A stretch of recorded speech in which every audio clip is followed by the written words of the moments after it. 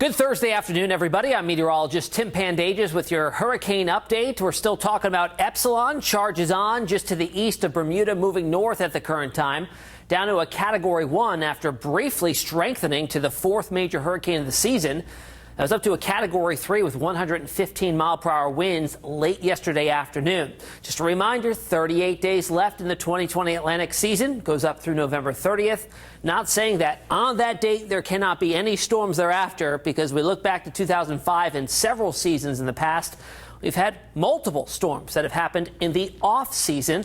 2005, the last storm, Zeta, was in late December, so it can certainly happen. As I mentioned, Epsilon became the fourth major hurricane of the year, and there's also an area to watch south of Cuba near Jamaica for potential development as we head into the next 5 days. Chances of that are real low, around 30% or so. All right, let's look at 2020's major hurricanes so far. Laura was the strongest, peaked at a Category 4 with sustained winds of 150 miles an hour. We had Teddy and Delta, both Category 4s, 140 and 145 respectively in terms of their peak sustained winds, and then Epsilon peaked at a Cat 3, 115-mile-per-hour winds. A broad look at the basin right now. We have Epsilon and its track north and into the North Atlantic, and then this little area here with low chances, 10% within 48 hours, 30% within the next 5 days of developing as it heads towards the Bahamas. Certainly as it's close to the United States, we'll need to keep a close eye on that one. How are we doing so far in the 2020 season as predicted by NOAA? Earlier on in the season, well, they were going 19 to 25 named storms. We've had 26 so far, 10 hurricanes right in the middle of that threshold, and right in the middle of the threshold, too, with 4 majors in between 3 and 6 that was predicted. Here's Epsilon right now, 90-mile-per-hour winds. It's a high-end Category 1, gusts up to 115 miles per hour. It had a very well-defined eye yesterday. You can see it here on the satellite imagery as we look back at the last 18 hours, but then that started to kind of whittle away and fill on in here as it moves on off towards the north.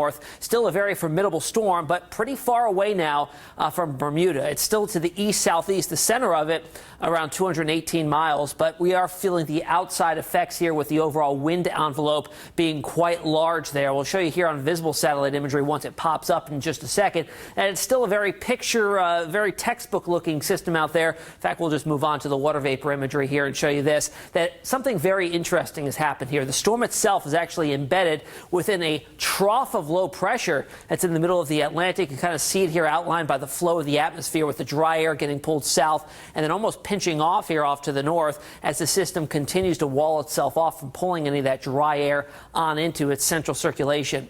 Water temperatures, though, as we move north, they will get cooler as you'd expect. Kind of mediocre right now. You need to right around 80 or so for continued tropical development and sustained organization. And we're right around there even as it gets off to the north here in the next day and a half. Official track from the Hurricane Center, this is 2 o'clock. We're using the 11 o'clock advisory with the 2 o'clock stats here. Moving pretty much due north-northwest and then shooting off to the north and east, getting picked up by a front and moving into a remnant low by that point, too. Here's how it looks in the models. All of them, again, staying well to the east of Bermuda and pretty much all tracking north. Very good consensus there.